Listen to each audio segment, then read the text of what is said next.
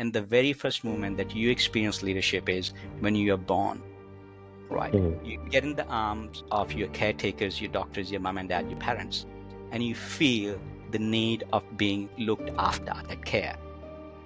Leadership happens when little Joey comes back from his kindergarten and says, Julia was being a little annoying today, so I pushed her.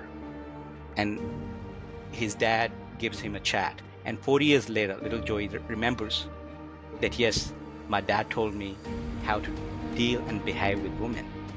And that was his dad's leadership moment 40 years ago. What does it really mean to lead in a world of constant change? In this episode, Dave Chauhan joins me to share his powerful story of leaving the corporate world, rediscovering his identity, and writing his first book, Captain Set Sail. We explore his unique nautical model of leadership, the role of courage and adaptability, and how history shows us patterns for navigating uncertainty. Dave also explains why leaders must go beyond following the rules, and how AI is going to test whether we lead with values or commoditise humanity. Welcome to Move Your Mind, where we uncover why you are holding yourself back from getting the life you want and what to do about it. With the help from high-achieving guests and experts in behavioural science, personal development, and the health and wellness space. Join us if you're ready to move out of your own way toward your ideal self. I'm your host, nickbracks, and I've been working in the health and wellness space for the last 15 years, helping people find direction and gain the courage to take control of their life. My mission is simple: to help you learn everything that I wish I knew, so you can become your ideal self. Lacking guidance, I spent the majority of my youth feeling lost and disempowered, which led to depression, anxiety, low self-esteem, and substance abuse. Looking back, I didn't have the vocabulary to communicate what I was experiencing. And as a man, I didn't resonate with the emotional language used in traditional therapy. I didn't need to talk about my feelings. I needed tangible solutions to guide me toward building a life I was proud of. If you can relate, then this podcast is for you. In this episode, we discuss why purpose-driven leadership matters more than ever. If you're ready to take action and build a stronger mindset, then keep listening. Dave, so great to meet you, mate. Thank you for making the time to come on the podcast. Likewise, my pleasure to be here. It's an honor to be spending time with you and your audience. Looking forward to it. So would you be able to give me a bit of a background on yourself and just explain what you're actually doing today?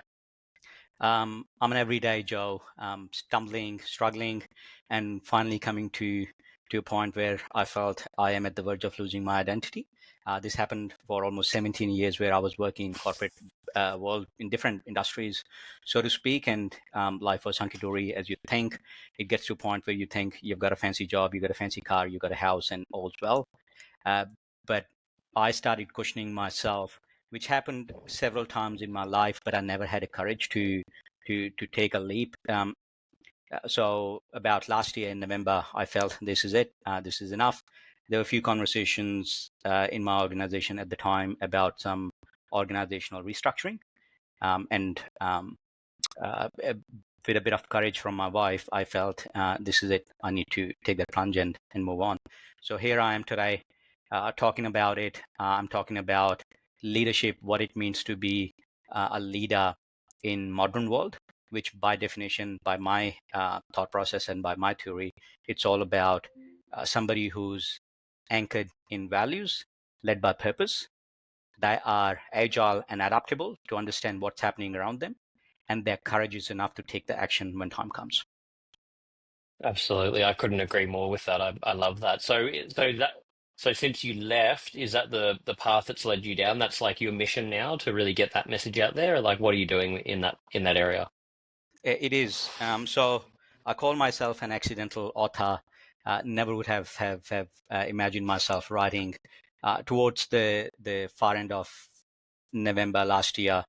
In order to process my own thoughts, I started reflecting back on every event that sort of pushed me in that situation where I had to question my values, where I felt something in my gut when something wasn't right, wasn't aligned with my own actions. I questioned myself. So I have this good habit of journaling.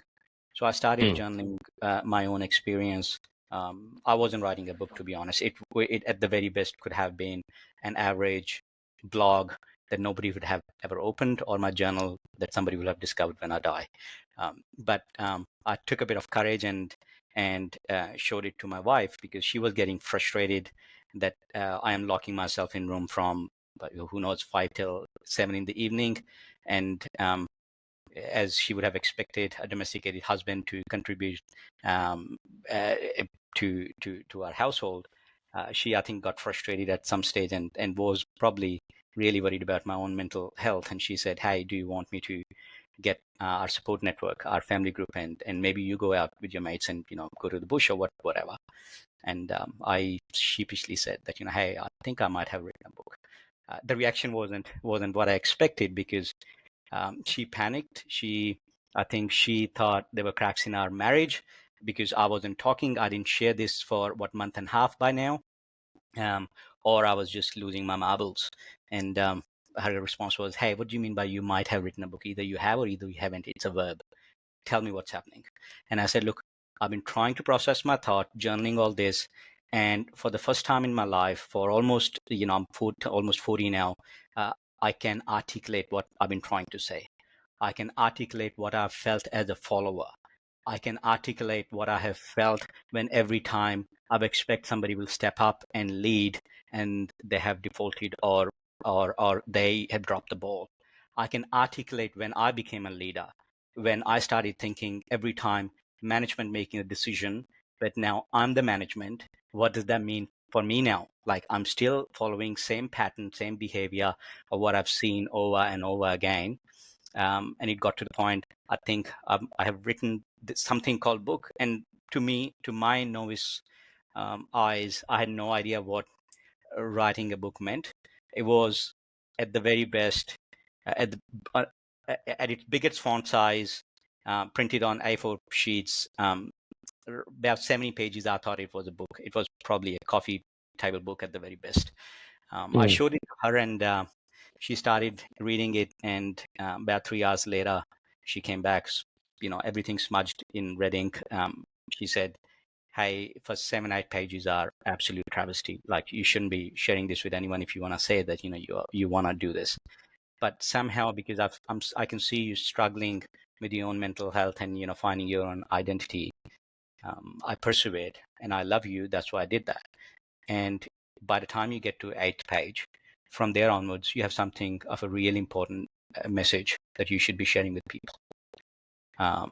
And but it's going to be a really long walk. It's going to be an uphill battle, because you need to work hard. This is not your natural space. And I said, "Yes, I know." And here I am, crashed in my couch on the day. It was 26th of January, Friday, beautiful morning, and I'm crying. And she said, "What?" I said, "This is it. This is what I thought I knew. This is what I thought how far I can go. I'm lost." And she's like, "No, no, don't worry about it. We'll discover." And we started looking for some editors, and we did a bit of tidy up. Didn't do much work on those first 8 pages, but those first 8 pages became the main anchor of what I was trying to do. So we did a bit of cleanup, and we shared it across 6 editors, and all of them came back with some beautiful reviews. They were saying that, this is important stuff, as rightly Sari mentioned, my wife, she mentioned, and one of them came back, and everything that you want to hear from your editor as part of their review and assessment process. But he said, "I want this to be work of my life. I want to put my name on it. That's why I want to work on this." And we said, "Hey, yes, let's work." His name's Michael Tizano from New York, and we started working together. And 14, 15 revisions later, so many people who kept on coming after that. Like, it's funny when you say that if you want something really bad, world starts to conspire in your favor. And you kept meeting amazing people, and that's what happened. We ended up having a team, designers, PR strategists, marketing people, and everyone around us. And here we are. It's a real book now. Never would have imagined or dreamt in my life. Amazing, mate. Well, congratulations. It's an incredible story. And I think for anyone listening, a great example when we do feel stuck, leaving the job, not knowing where the path is going to take you. That, it's always going to feel uncertain, but if we can embrace that uncertainty, who knows what can happen? I mean, look what the path you've gone on. So I think it's a really important example for people to hear. Yeah, absolutely. I talk about in my theories as well. I call it the theory of good enough plans. You don't need to figure out your whole life. You need to, and there is a bit of work that goes before you get there. But once you know your own values, once you know your own purpose in life, and once you're getting to the point where you're discovering, it's a discovery process. You don't get up in the morning and you say, last night I had the dream, so here's purpose for my life. I'm sure it didn't happen with you, and I'm sure it didn't happen with so many amazing people who came before us. Yeah, But the beauty is when you start finding yourself uh, with the theory of good enough plans, all you need to figure out is what I'm going to do today that's leading me in that direction where I want to be. Now, the direction might not be clear as long as you have a vague idea of what your values are and what direction it sort of is supposed to be in. That good enough plan could be what I'm going to do today, what I'm going to do this next 7 days, and what I'm going to do this next 1 month or week per se. exactly. We don't have to think so far ahead and so big picture, do we? It's a fine line because you can get overwhelmed and talk yourself out of doing it before you begin if you think sort of too far ahead. Absolutely. Yeah. Yeah. So, and when did the book come out? Is it out yet, or it's coming out? If you're feeling stuck, you're not alone. Most people don't realize how connected your mental health is to your body. From your gut to your sleep, movement, food, mindset.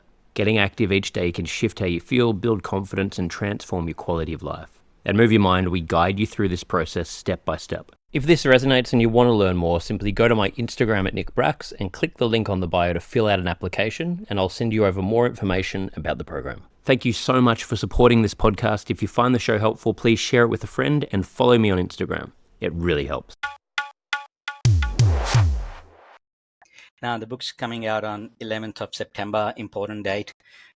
We have an event in Melbourne at the Wheeler Centre, State Library of Victoria.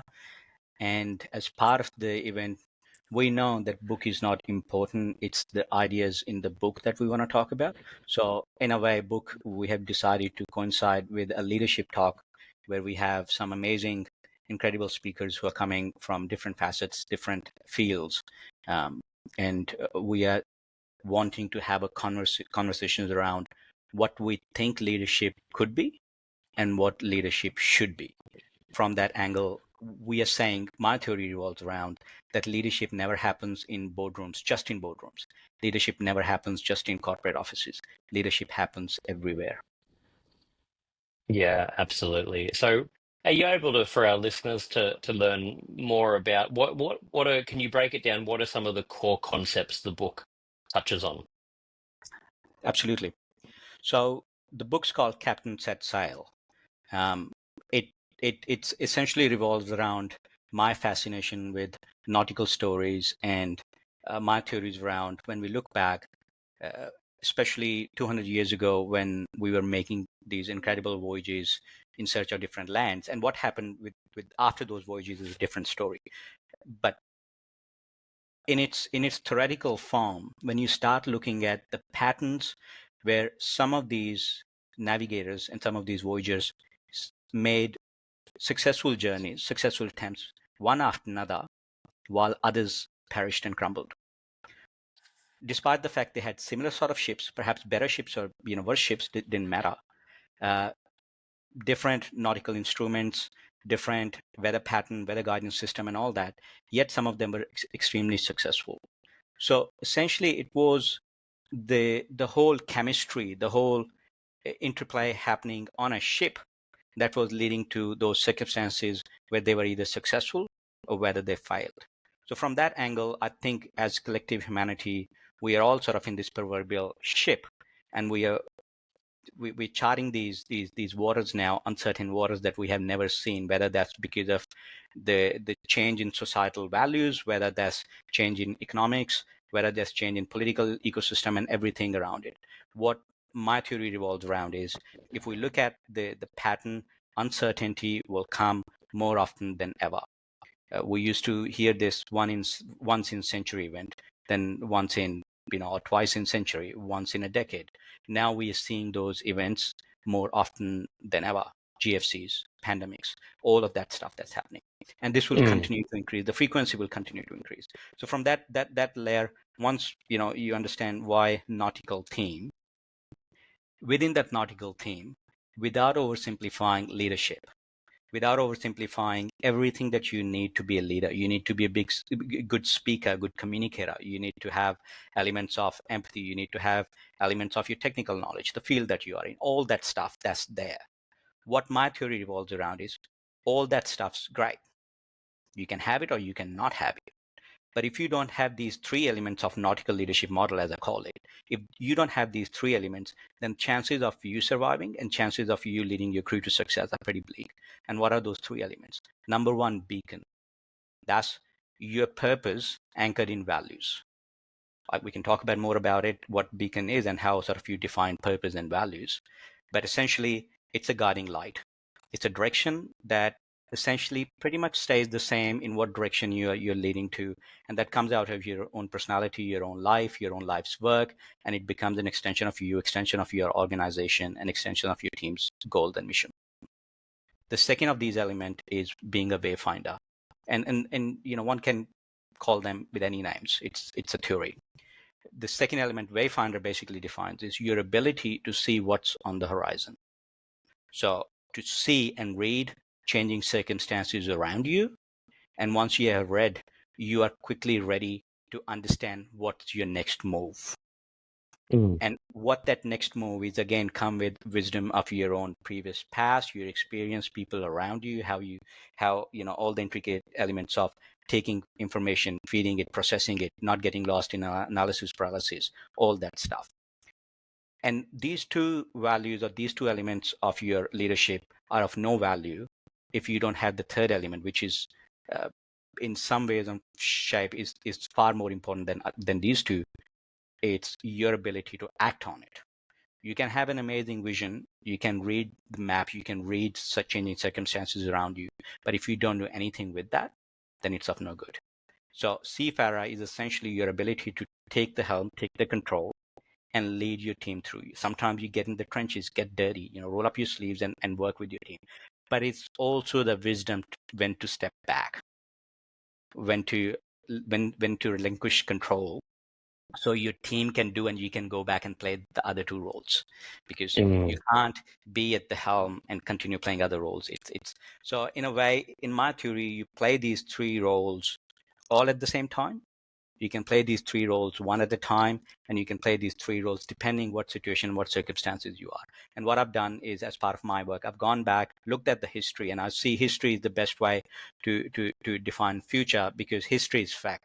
What's happening right now as we are reading it, it's our understanding of what's happening. But what happened in the history is a clear fact. So once you look at those facts and overlay this theory on different circumstances of leadership, and it's not just leadership, as I say, in nautical world, when you put these concepts in corporate world, when you look at put these concepts in what's happening in for profit, for purpose organizations, social organizations, you will start to see this pattern is so obvious. It becomes almost to the point as if it's innate human nature. And that's sort of what my theory does, that it takes back us to the very human element of how we understand leadership, how we see leadership. And like earlier I said, that leadership happens in all those moments. And the very first moment that you experience leadership is when you are born, right? You get in the arms of your caretakers, your doctors, your mom and dad, your parents, and you feel the need of being looked after, that care. Leadership happens when little Joey comes back from his kindergarten and says, Julia was being a little annoying today, so I pushed her. And his dad gives him a chat. And 40 years later, little Joey remembers that, yes, my dad told me how to deal and behave with women. And that was his dad's leadership moment 40 years ago. Leadership happens when you go to school. Leadership happens when your coach tells you how to do teamwork. Leadership happens when a small community group gets $2,000 funding grant and they're deciding where to spend this grant. And leadership happens all the way to presidents and prime ministers and leaders of nations who decide how to deal with messy situations when we find ourselves in, where people are losing and dying and missing on so many important stuff of humanity. So that's essentially my theory. If you're feeling stuck, we get it. Most people don't realize how connected your mind is to your body. Sleep, gut health, food, exercise, it all matters. At Move Your Mind, we help you lose weight, build confidence, and reset your mindset in just 100 days. There's no extremes and no experience needed. We guide you to build simple habits and routines that will last for a lifetime. If this resonates and you want to learn more, simply go to my Instagram at nickbracks and click the link on the bio to fill out an application, and I'll send you over more information about the program. Thank you so much for supporting the podcast. If you have any suggestions for new topics or guests, please send me a DM on Instagram at nickbracks. Wow. Well, thank you for explaining that in so much detail, and it's incredible, mate. And I love that. I love the way you going and looking at history and using that factual, like you're saying, the facts from that, the patterns that you've seen, and simplifying that in a way that we can understand it now, because it makes perfect sense. And I think we overcomplicate things in the modern world a lot of the time. So having something that really cuts through that can be really refreshing. And I guess, like you're saying, you follow those three core things. It sounds like, yes, there's all these other things. Sure, you could be a great communicator, you could have this, have that, but whether you have that or don't have that, as long as you can follow the three main things, you're probably going to do a decent job leading. Absolutely. And you can see through history, some of those leaders were not great at everything, yet they shaped humanity in so many beautiful ways. And also, I think it comes to the point when we start thinking about the freedom, the liberty, the benefits of life that we are enjoying today. I definitely didn't earn it myself. I didn't shed a tear or blood. Somebody else did. Who was somebody else? Giants before us who shaped this organization, so you and I, we can live in this free world. So at some stage, without being, making a grandiose gesture, I think we as leaders have to understand that it becomes our obligation to see what are we going to do that's going to leave a positive impression on this planet, on the world that's going to come long after you and I we are gone. So in some sense, I think leaders need to start looking in that direction with that theory and that mindset and see how's my work, no matter what I do, where I am, my small, big actions, small company, large company, small organization, small group, doesn't matter. How are my actions going to impact and make this world a better place to live? Absolutely. On every level, and even outside of work, even if it's just today, how am I going to interact with people? How do I want to show up in the world? How do I want to, when I've got people around me that need help, do I want to try and put my best foot forward and support them? All those little things. It's like we don't think about that a lot of the time. Absolutely. And Nick, it was like this forever. Mm. I don't talk about this in the book, but here's I'm going to show you, how sort of I shape my principles or my theories. I think the way I see and how I imagine 100,000 years ago when we were hunter-gatherers, we started looking around. There was no need to be or have a leader early on. We were all sort of groups of fives and six and half a dozen or dozens. Tribes were small. But what started to happen was we started seeing these external factors which were dangerous for us and were needed for survival. And when that happened, say one summer, we had this, good rain, savanna had good crop, and we all had extra bread than what we needed to consume on that day or in that season.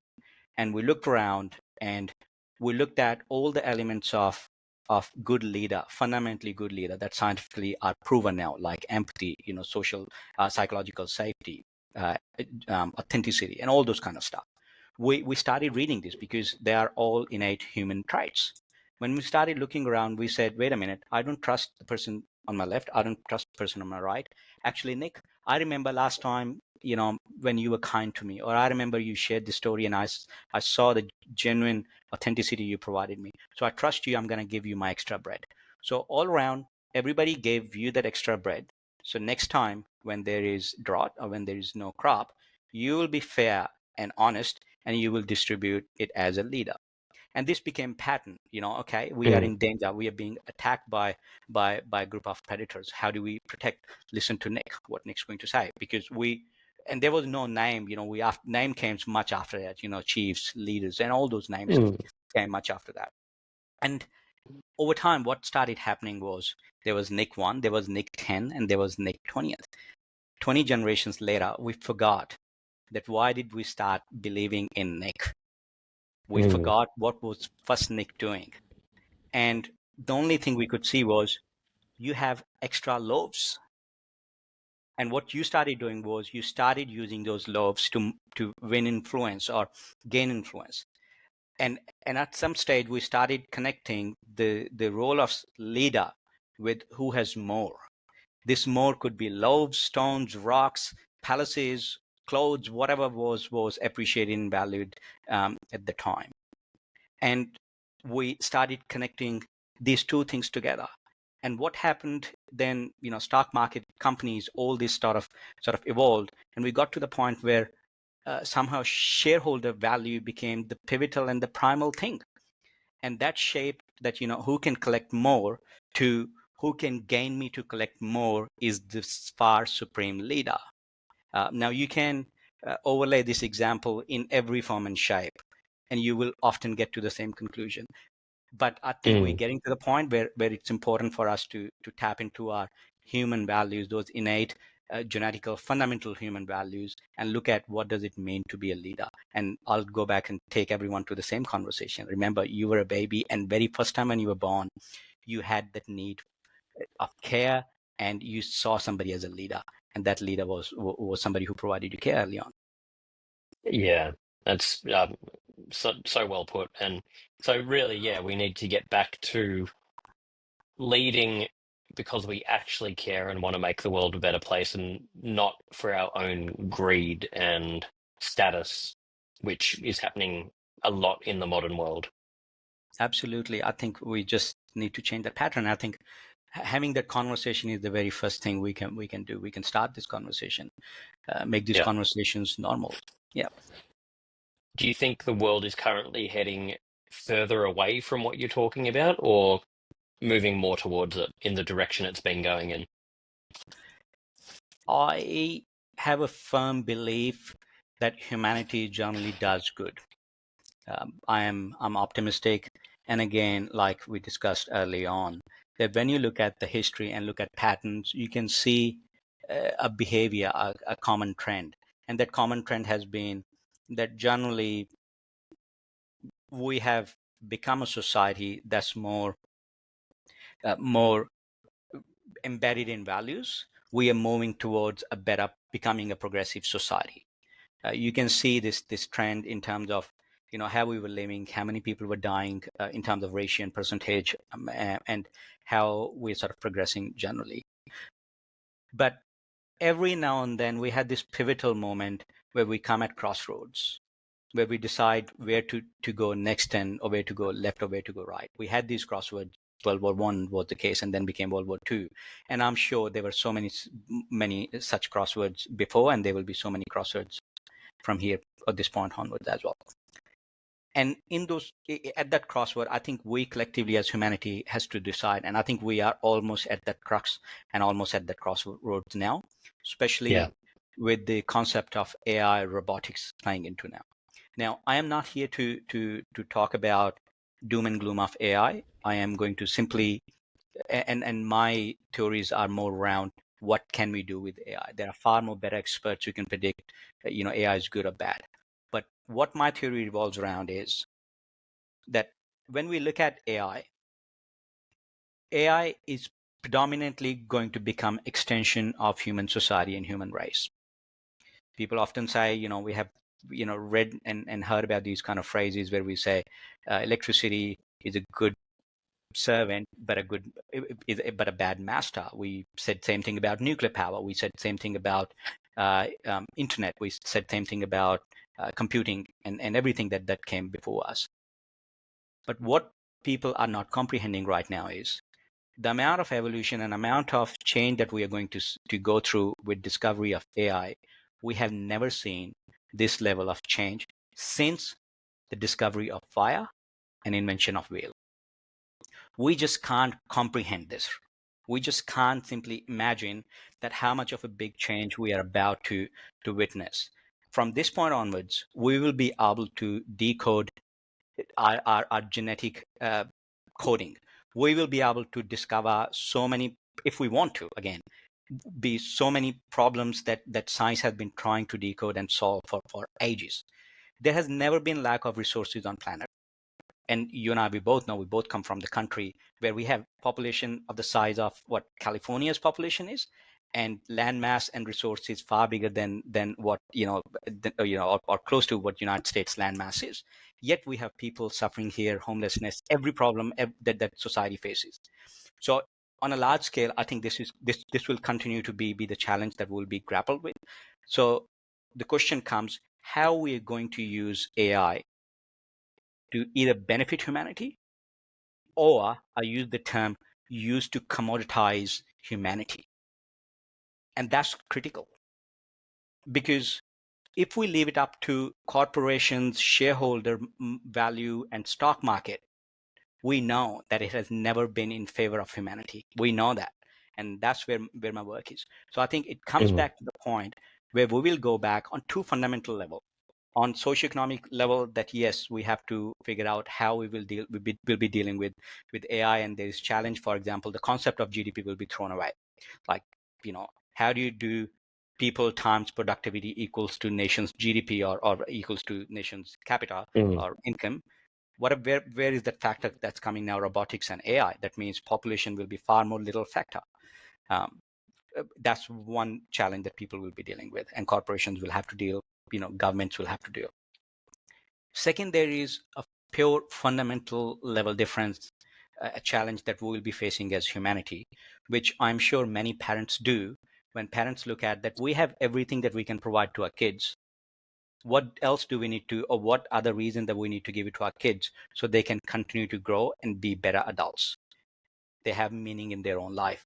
It will come to a point where we as society will be thinking, doesn't matter, whether people come from capitalist societies, socialist society, or a balanced society, we will have some form and shapes. In some form and shape, we will have some sort of incomes that will be provided with. And when that happens, think about in a cabinet room where prime minister is sitting with the cabinet, and they'll say, we have enough that we can provide to next two generations. We have enough food. We have enough that we can continue to provide them with good lifestyle, healthcare system, Medicare system, and all that.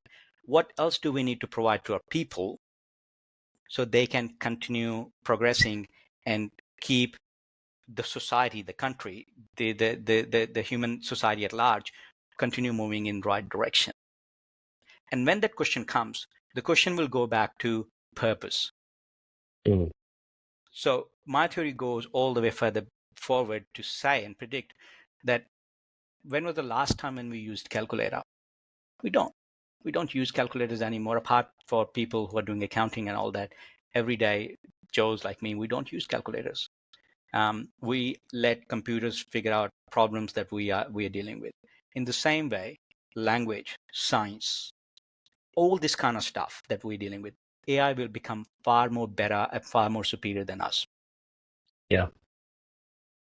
So the point comes, if AI's got the brains, how we keep heart within human society, and fundamentally leadership within human society. And if AI starts to look at the patterns, typical patterns of leadership that we see, especially in the last 100 years, how leadership has been often portrayed, I'm pretty sure the impression of leadership that AI will get and learn from us, it's not going to be in our favor either. No.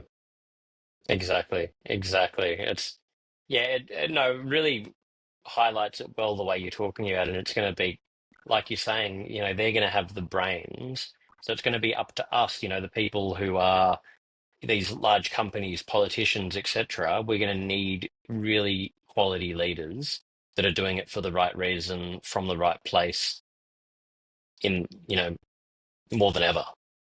Absolutely. It's going to be so important. Yeah, Absolutely. I love that. Well, And so where can our... Oh, sorry, no, please go. I was just going to add to it. And, like the whole concept comes into play that people will say, oh, but we are following the law. But we're doing what the right things to do. Go and check our books and all that. And my response will be, by definition, people follow the law. So if you're following the law, you're not being a leader. You're being one of a follower like everybody else is.